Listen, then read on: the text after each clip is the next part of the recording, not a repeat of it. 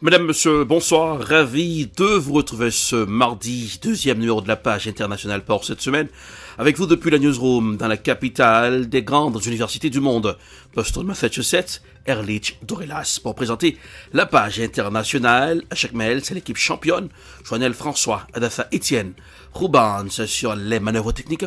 Bonsoir aux auditeurs de la radio évangélique Hosanna, 102.3 FM, à Jacques Mel. Au terme d'une nuit orageuse au Parlement israélien, la loi d'annulation du caractère raisonnable des lois a été adoptée mardi en première lecture par une majorité de 64 députés. L'annonce du résultat du vote de ce volet controversé de la réforme judiciaire promue par le gouvernement a entraîné de vives tensions au sein du plénum de la Knesset. Voici un reportage à signer I24 News. Malgré les canons à eau, ces manifestants résistent. Agrippés les uns aux autres, ils sont déterminés à bloquer cette route qui mène à Jérusalem. Je suis venu ici parce que ce gouvernement est en train de démolir totalement la démocratie en Israël. En démocratie, il y a 3 institutions, le gouvernement, le parlement et le pouvoir judiciaire. En Israël, il n'y en a que 2, car le gouvernement et le parlement sont les mêmes. La raison de leur colère, le vote en première lecture de l'annulation de la clause déraisonnabilité. Ils adoptent des lois de corruption et de corruption. Et c'est ce qu'ils veulent. Nous sommes donc la nation et nous ne permettrons pas à l'État d'abandonner le contrat qui nous lie au pays. C'est pourquoi nous bloquons. La ville n'est pas un cas par ce mardi. La contestation s'est emparée de plusieurs régions. Et en fin de matinée, plusieurs axes routiers étaient déjà bloqués par des barrages humains. À l'aide de pneus brûlés, une partie de la population exprime son mécontentement. Réaction directe, des organisations anti-réforme ont appelé à une journée de résistance. Tel Aviv, Ranana, Jérusalem, Haïfa, circuler est quasiment impossible. Face à la situation, la police s'est efforcée de déloger les manifestants. Fin de matinée, certaines routes ont pu être débloquées. Autre cible des manifestants, l'aéroport international de Ben Gurion. Dès 16 h, le personnel de l'aéroport a prévu d'être sur le qui-vive. Environ 30 000 passagers devraient transiter par Israël. Le pic de la manifestation est prévu à 17 h. La fin est estimée à 20 h. En raison des événements, des changements dans l'horaire des vols et les terminaux sont à prévoir. Afin d'anticiper tout problème, il est recommandé aux passagers de s'informer à l'avance auprès des compagnies aériennes. Les dirigeants de l'OTAN se réunissent pour un sommet à Vilnius, la capitale lituanienne, afin de surmonter les divisions sur la candidature de l'Ukraine. Le président ukrainien a été invité à assister à la réunion. Il a fait pression sur l'Alliance pour une voie claire vers l'adhésion de l'Ukraine après la fin du conflit avec la Russie. Voici un reportage à signer FGTN News. Que la Suède soit ou non autorisée à rejoindre l'OTAN par la Turquie, cela a toujours été l'une des plus grandes questions de ce sommet. Et lundi, cela semblait peu probable, car Ankara a suggéré que l'adhésion de la Suède à l'OTAN serait liée à l'adhésion de la Turquie à l'Union européenne, puisque ce sont des organes totalement séparés, ce dont les dirigeants de l'OTAN ne seraient pas bien placés pour en discuter.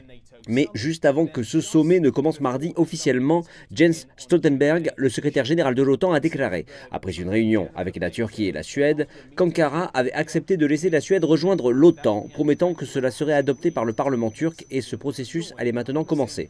Jens Stoltenberg s'est toujours montré optimiste durant le week-end et apparemment cela a fait avancer les choses.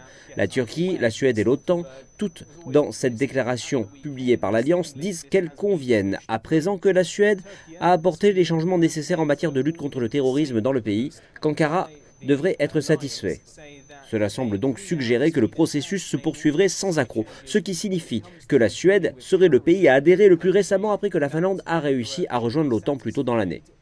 Cela signifie également qu'il y aurait désormais une question principale dont les dirigeants devraient discuter à l'OTAN, bien qu'il y ait des problèmes moins importants tels que le financement de l'Alliance.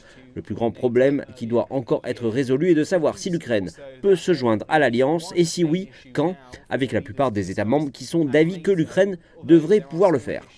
C'est d'ailleurs l'avis de Jens Stoltenberg lui-même.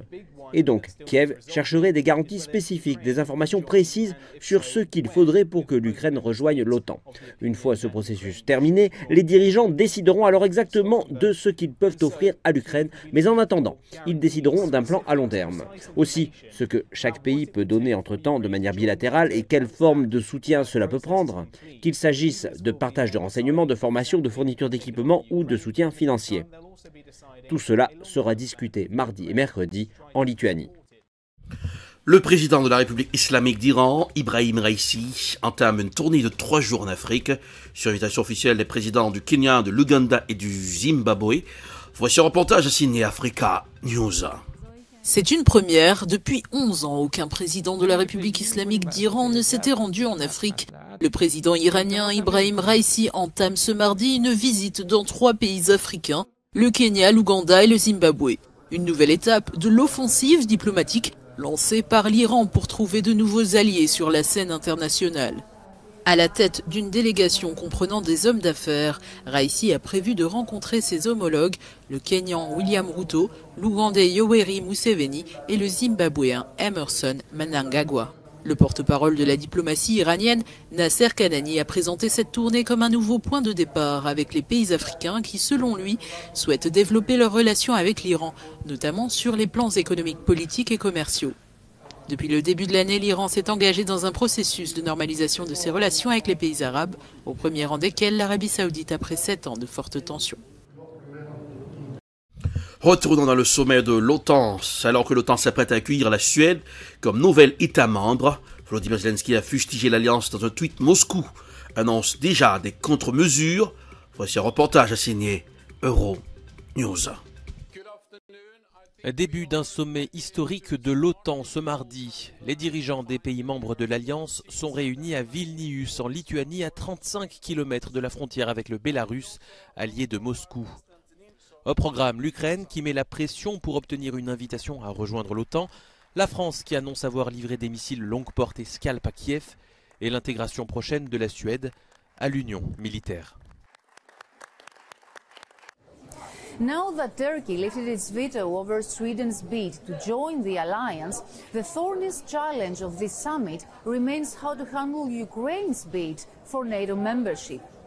NATO leaders are divided over this issue, with Eastern countries or France being ready to give a clear pathway for a fast-track process after the end of the war, while countries like the United States or Germany are still cautious over the process, insisting that clear and concrete steps have to be taken for every candidate member. Efi Koutsakosta, Euronews, Vilnius. Un dossier spécial sur l'OTAN, préparé par la télévision russe. Les relations entre l'Ukraine et l'OTAN ont débuté il y a plus de 30 ans. L'Ukraine attend beaucoup du prochain sommet, mais si l'OTAN l'admet au sein de l'Alliance, elle deviendra partie prenante des hostilités. Daria Vaganova, correspondante de RT, a réalisé un reportage spécial sur ce dossier. Écoutons ce reportage. Les 11 et 12 juillet, Vilnius accueillera le sommet de l'OTAN. Un sommet dans lequel le régime de Kiev place de grands espoirs. Mais quel rapport entre l'Ukraine et l'OTAN ? Pour commencer, rappelons ce que l'OTAN et pourquoi son expansion vers l'Est est contraire aux promesses de l'Alliance. L'objectif de l'OTAN est de garantir la liberté et la sécurité de ses membres par des moyens politiques et militaires. Au moment de l'effondrement de l'Union soviétique en 1991, 16 États étaient membres de l'OTAN. Il s'agit des 12 pays qui avaient signé le traité de l'Atlantique Nord sur la création du bloc en 1949. La Belgique, la Grande-Bretagne, le Danemark, l'Islande, l'Italie, le Canada, le Luxembourg, les Pays-Bas, la Norvège, le Portugal, les États-Unis et la France. 4 autres pays ont rejoint l'Alliance entre 1950 et 1980. La Grèce, la Turquie, l'Allemagne et l'Espagne. En 1999, la Hongrie, la République tchèque et la Pologne adhèrent à leur tour à l'OTAN. Puis, en 2004, la Bulgarie, la Roumanie, la Slovénie, la Slovaquie, la Lettonie, la Lituanie et l'Estonie. De 2009 à 2020, l'Alliance accueille l'Albanie, la Croatie, le Monténégro et la Macédonie du Nord.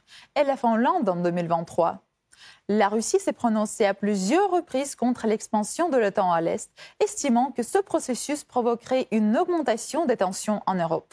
Мы категорически против расширения НАТО за счет новых членов на Востоке, потому что это, представляет для нас общую угрозу дальнейшее распространение НАТО к нашим границам.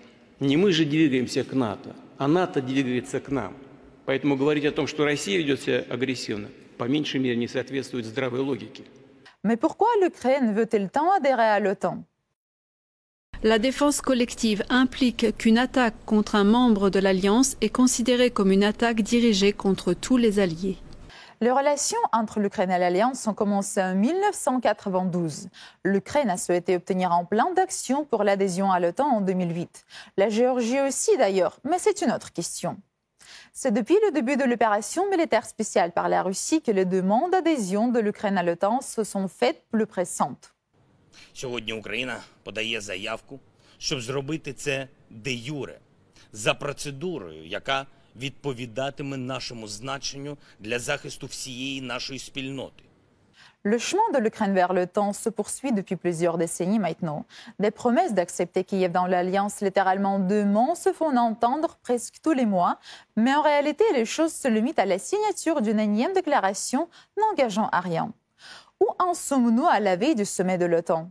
I don't think there is unanimity in NATO about whether or not to bring Ukraine into the NATO family now. At the Vilnius summit and in the preparations for the summit, we are not discussing to issue a formal invitation.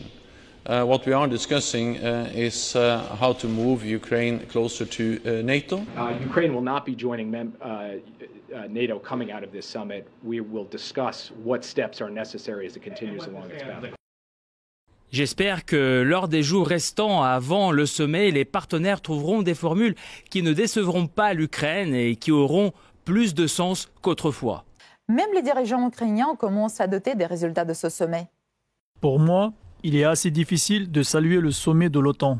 Pour une raison très simple, les attentes de notre société ne seront pas satisfaites. L'Ukraine attend beaucoup du sommet de Vilnius, mais les États membres s'en tiendront probablement à des formules de consolation, comprenant très bien que dès l'instant qu'elle accepte l'Ukraine dans l'Alliance entre en guerre. Le conflit ukrainien prenant alors une toute autre dimension. Et voilà, c'est ainsi que se referme la page internationale pour ce aujourd'hui. Merci de l'avoir suivi. La production est signée Ed Pod, réalisation Télébel Top pour le compte de la radio évangélique Hosanna, 102.3 FM à Jacmel. Pour présenter la page internationale Erlich Dorelas depuis Boston, la capitale des grandes universités du monde.